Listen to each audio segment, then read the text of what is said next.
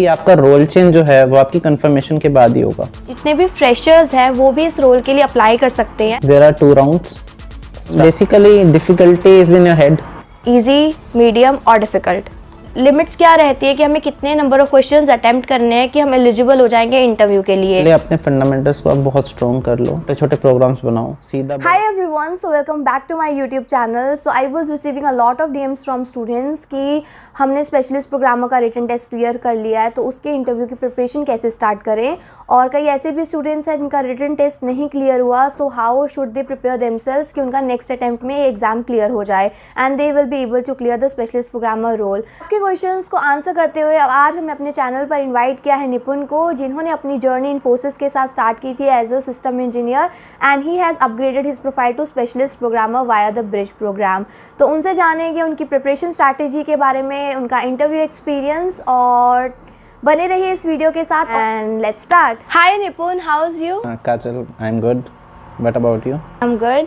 सो निपुण, मैं चाहती हूँ कि बिफोर स्टार्टिंग आप हमारे व्यूअर्स को अपना इंट्रोडक्शन दें कि आपका एजुकेशनल बैकग्राउंड क्या था और आपने इन्फोसिस में अपनी जर्नी कैसे स्टार्ट की। ओके, तो basically I am 2020 pass out. मैंने बीटेक की है कंप्यूटर साइंस से and I got campus placement in Infosys. तो बेसिकली 2021 जनवरी से I started Infosys as a system engineer. तो बेसिकली उसके बाद से काफ़ी अच्छा लर्निंग एक्सपीरियंस रहा है। बेसिकली 3-4 मंथ्स की ट्रेनिंग रही, उसके बाद I was map to a project में तो बहुत ही अच्छी लर्निंग रही, काफ़ी कुछ सीखा, मतलब जावा के concept, spring boot and micro services and काफ़ी अच्छी लर्निंग थी। मतलब मेरी भी जर्नी काफ़ी अच्छी रही थी और आपने भी सिमिलर प्रोफाइल पे ये कंपनी ज्वाइन किया। मैंने भी सिस्टम इंजीनियरिंग स्टार्ट किया था इस कंपनी के साथ। तो कैसे आपके माइंड में आया कि आप स्पेशलिस्ट प्रोग्रामर के लिए अप्लाई करें और आपने इस रोल के लिए कैसे अप्लाई किया? ओके, बात रही सिस्टम इंजीनियर से स्पेशलिस्ट प्रोग्रामर की जर्नी, तो basically her quarter by quarter आपको ईमेल के थ्रू नोटिफाई किया जाता है कि स्पेशलिस्ट प्रोग्रामर की ओपनिंग है, यहाँ अप्लाई कर सकते हो। There is a bridge program जिसके थ्रू आप स्पेशलिस्ट प्रोग्रामर के लिए अप्लाई कर सकते हो। तो like that it happens. Okay, ये ब्रिज प्रोग्राम में कौन कौन अप्लाई कर सकता है? एक्चुअली ये है क्या प्रोग्राम बेसिकली? हाँ, तो बेसिकली इस प्रोग्राम में एज सच कोई लिमिटेशन नहीं है। जब आप इन्फोसिस में आ गए हो, आपकी ज्वाइनिंग डेट आ गई है, उसके बाद ज्वाइन करने के बाद आप अप्लाई कर सकते हो। बेसिकली अभी ये रूल चेंज हो गया है, पहले कुछ कंफर्मेशन के बाद ही आप इसके लिए अप्लाई कर सकते थे, but now it's changed. The only thing is कि आपका रोल चेंज जो है वो आपकी कंफर्मेशन के बाद ही होगा।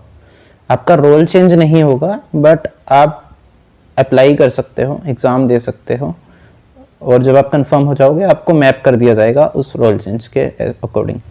तो एक्चुअली ये क्वेश्चंस काफ़ी सारे जो स्टूडेंट्स हैं वो मुझसे पूछते हैं कि क्या जो फ्रेशर्स हैं वो एलिजिबल हैं या नहीं। तो निपुण ने जैसे कि आपको बताया है कि जितने भी फ्रेशर्स हैं वो भी इस रोल के लिए अप्लाई कर सकते हैं। लाइक अगर आपको ट्रेनिंग उन्होंने प्रोवाइड कर दिया और आपके पास ज्वाइनिंग डेट आ गया तो उसके बाद से आप एलिजिबल हो इस रोल को अप्लाई करने के लिए। तो अगर आप अप्लाई करना चाहते हो तो फिर आप इस रोल के लिए अप्लाई कर सकते हो। तो नेक्स्ट निपुण, जैसे कि आपने इस रोल के लिए अप्लाई कर दिया तो इसके कितने राउंड्स होते हैं? तो basically there are 2 rounds, starting with written test जहाँ पे एक कोडिंग राउंड होगा। उसमें एक बेसिक टेम्पलेट है कि 3 क्वेश्चन होंगे, तो 3 क्वेश्चंस। तो पहला क्वेश्चन बेसिक रहता है उनका एरे स्ट्रिंग्स पे, दूसरा और तीसरा क्वेश्चन डायनामिक प्रोग्रामिंग, जो एडवांस टॉपिक्स हैं, ग्रीडी एल्गोरिदम, ये सब, रिकर्जन, उन सब के ऊपर रह सकता है। तो उनके ऊपर आपकी प्रैक्टिस होनी ज़रूरी है अगर आपको वो क्लियर करना है। तो आप उन सब चीज़ों के क्वेश्चंस करिए एंड प्रैक्टिस करो, तो आई थिंक आप रिटन टेस्ट क्लियर कर सकते हो। तो it's bit on a medium to tougher side, but if you have practised a lot तो आप कर सकते हो। ओके, निपुण, जैसे आपने बताया ये तो एग्ज़ाम का एक जनरल स्ट्रक्चर हो गया, बट जब आपने रिटन टेस्ट दिया तो आपको क्या लगा कि इसका डिफ़िकल्टी लेवल क्या है और आपसे रिटन टेस्ट में किस टाइप का क्वेश्चन पूछा गया था? तो basically difficulty is in your head कि आपकी प्रिपरेशन कैसी है, ठीक है। Difficulty varies from person to person, but for me it was medium to hard.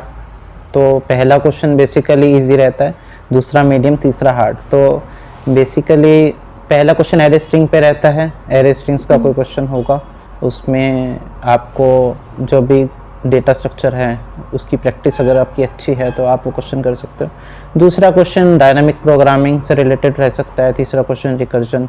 यही टेम्पलेट था मेरे टाइम पे, but it may very, but basic template यही रहता है इन्फोसिस में। Okay okay. तो आप कैसे रेट करोगे अपने टेस्ट को, जो आपका रिटन टेस्ट था, लाइक इजी, मीडियम और difficult? So I was able to solve 2 questions, तो मेरे लिए मीडियम ही रखूँगा मैं, but it may vary if you have not prepared well. तो यस, एक्चुअली मेरे से भी बहुत स्टूडेंट्स पूछते हैं। मैंने अपने टेस्ट में 1.5 क्वेश्चन सॉल्व किए थे और फिर भी मेरा एग्जाम क्लियर हो गया। और ऐसे भी बहुत सारे स्टूडेंट्स हैं जो कि 2 क्वेश्चंस अटेम्प्ट करते हैं, उनका रिटन टेस्ट क्लियर नहीं होता। और जैसे कि आपने बताया आपने कितने किए थे, 2 क्वेश्चन सॉल्व, और आप इस के लिए एलिजिबल हो गए थे इंटरव्यू के लिए। तो क्या सेट ऑफ मतलब लिमिट्स क्या रहती है कि हमें कितने नंबर ऑफ क्वेश्चंस अटेम्प्ट करने हैं कि हम एलिजिबल हो जाएंगे इंटरव्यू के लिए? So basically it depends on slot wise कि आपके उस दिन, तो बेसिकली क्या होता है कि काफ़ी सारे स्लॉट्स आते हैं, ठीक है। तो उस स्लॉट में जो एवरेज क्वेश्चन जिसने सॉल्व किए उस बेसिस पे आप एलिजिबल हो जाते हो अगले राउंड के लिए। हो सकता है वो 1.5 क्वेश्चन पे भी हो जाओ, but on A safer note आपको 2 क्वेश्चन अगर आप करते हो तो you have a very good chances. Okay okay. तो निपुण, आपका इंटरव्यू एक्सपीरियंस कैसा था? इंटरव्यू ने आपसे किस टाइप के क्वेश्चंस पूछे थे? आप वो व्यूअर्स के साथ शेयर करो अपना एक्सपीरियंस। तो बेसिकली इंटरव्यू मेरा 1 आवर का था। It was all based on what I have written in my resume. तो मेरा जावा का बैकग्राउंड था, जावा स्प्रिंग बोट का। तो they have asked everything, means सब कुछ पूछा उन्होंने। एडवांस कॉन्सेप्ट्स पूछे, जावा में क्या होते हैं, सब माइक्रो सर्विसेज आपस में कैसे कम्युनिकेट करती हैं, थ्रेड्स कैसे काम करते हैं, पैरेलल स्ट्रीम्स क्या होती हैं, ठीक है। तो ऑल द कॉन्सेप्ट्स उप से लेके सब कुछ आपसे पूछते हैं अच्छे से। तो बेसिकली वो 30-45 मिनट चला। तो उसके बाद उन्होंने मुझसे एक कोड लिखवाया। तो वो कोड आपको किसी भी टूल पे कर सकते हो। तो आई चूज माई लोकल इंटेलिजे मैंने चूज़ कर लिया। तो इट कैन ऑल्सो डिपेंड कि हो सकता है कि कुछ इंटरव्यूअर्स आपको इंटेलिजे में ना करने दें या एक्लिप्स में ना करने दें। वो चाहते हैं कि आपको प्री डिफाइंड फंक्शन ना पता चल जाएं, आपको प्री डिफाइंड मेथड्स ना पता चल जाएं, ताकि आपके लिए आसानी रहे। तो वो मुश्किल के लिए आपके लिए क्या करते हैं कि ऑनलाइन कंपाइलर पे करो। तो you should be prepared. I was prepared for everything, लेकिन I choose to go on a comfort side. So मैंने चूज़ कर लिया एंड मैंने उनसे पूछा कि मैं इंटेलिजे में करूँगा, तो he was okay with that. So after that the question was, they have given me array. तो उस एरे में एक गिवन सम था, तो मुझे एक पेयर निकालना था उस एरे में जिसका सम उसके क्लोजेस्ट हो।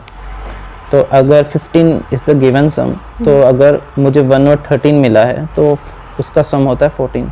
तो वो 14 15 के क्लोजेस्ट है। तो मुझे ऐसा पेयर निकालना था एरे के अंदर। तो वो आपको प्रोग्राम रन करके चला के दिखाना पड़ता है ना, आपको वो आगे बढ़ाते नहीं हैं, आगे लेके नहीं जाते हैं। अगला राउंड मतलब होता नहीं है राउंड। यस, सही बोल रहे निपुण। जब मैंने भी अपना इंटरव्यू राउंड फेस किया था तो जो इंटरव्यूअर है उन्होंने भी मेरे को कोड दिया था और ऑनलाइन कंपाइलर पे करने के लिए।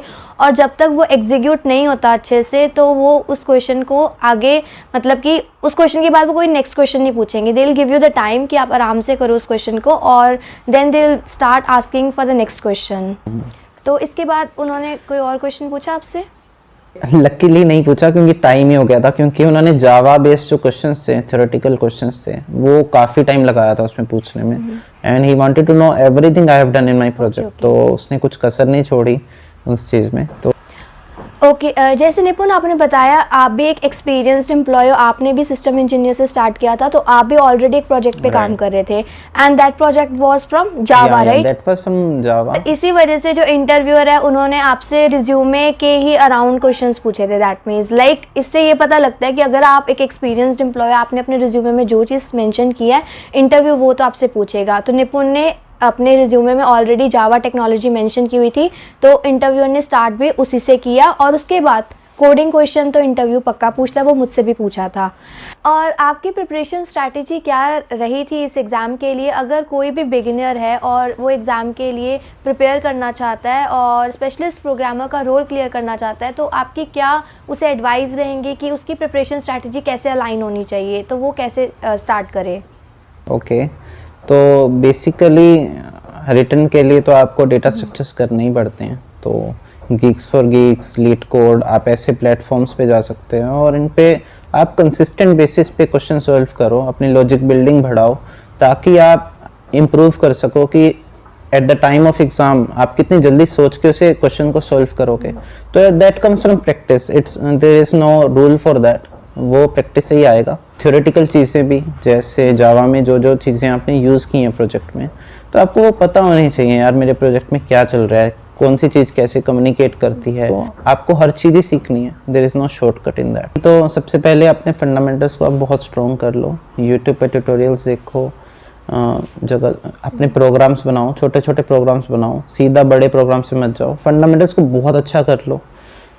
फिर उसके बाद धीरे धीरे अपने लेवल को इंक्रीज़ करो। Geeks for Geeks, leet code, तो स्टार्ट आप गीक फॉर गीक्स से कर सकते हो, वहाँ पे इजी क्वेश्चंस हैं, फिर धीरे धीरे अपना लेवल को बढ़ा सकते हो।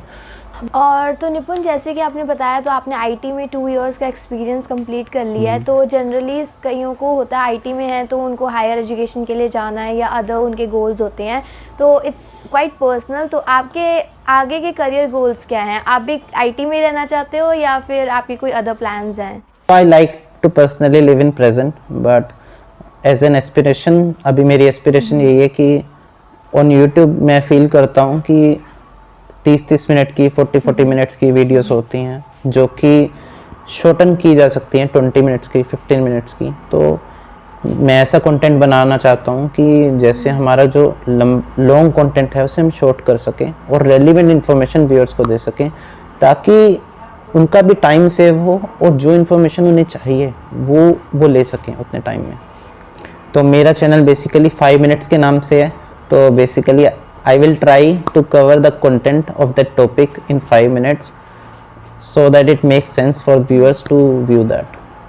ओके तो जैसे व्यूअर्स को पता लग गया होगा, तो निपुण का भी अपना यूट्यूब चैनल है, तो जिसमें वो और सारा कंटेंट लाने वाले हैं टाइम के साथ, और वो ऐसा एजुकेशनल कंटेंट उस पर अपलोड कर रहे हैं जो कि काफ़ी क्रिस्प एंड कंसाइज हो, और आपको एक सिंगल वीडियो में, मतलब एक 5 मिनट की वीडियो में सारी की सारी इन्फॉर्मेशन आप गैदर कर सको एक सिंगल वीडियो में। सो आप भी देख सकते हो उनका channel, so you can check out the link in the description box. और अगर आपको पसंद आया तो निपुण के चैनल को भी ज़रूर सब्सक्राइब करना मत भूलिएगा for the further good educational content he is coming up with. तो निपुण, आपसे बात करके काफ़ी अच्छा लगा। होपफुली ये कंटेंट व्यूअर्स के लिए काफ़ी इंफॉर्मेटिव रहे और उनके जितने भी डाउट्स हैं वो क्लियर हो गए हों। और अगर आपको कोई भी डाउट है किसी भी टाइप का, तो मैंने जो लिंक है वो डिस्क्रिप्शन बॉक्स में दिया हुआ है, आप निपुण के चैनल पर भी उन्हें कमेंट कर सकते हैं अगर आपको उनसे पर्टिकुलरली कोई भी डाउट हो। Thank you so much Nipun for coming here, for giving your time. Thank you so much Kajal. So मैंने रिसेंटली एक पॉडकास्ट शूट किया था मिस्टर गौरव अग्रवाल के साथ, जिसे आप जानते हैं बैकसीट इंजीनियर के नाम से, और अगर आपने वो वीडियो नहीं देखा so go and check out that video now, link is in the description box. वो वीडियो काफ़ी ज़्यादा इंफॉर्मेटिव रहेगा आपके लिए और आपको काफ़ी सारे क्वेश्चंस का आंसर ज़रूर मिलेगा उस वीडियो में। और अगर आपने वो वीडियो नहीं दी है, प्लीज़ जाओ और देखो, and hit the like button, do like, share and subscribe to.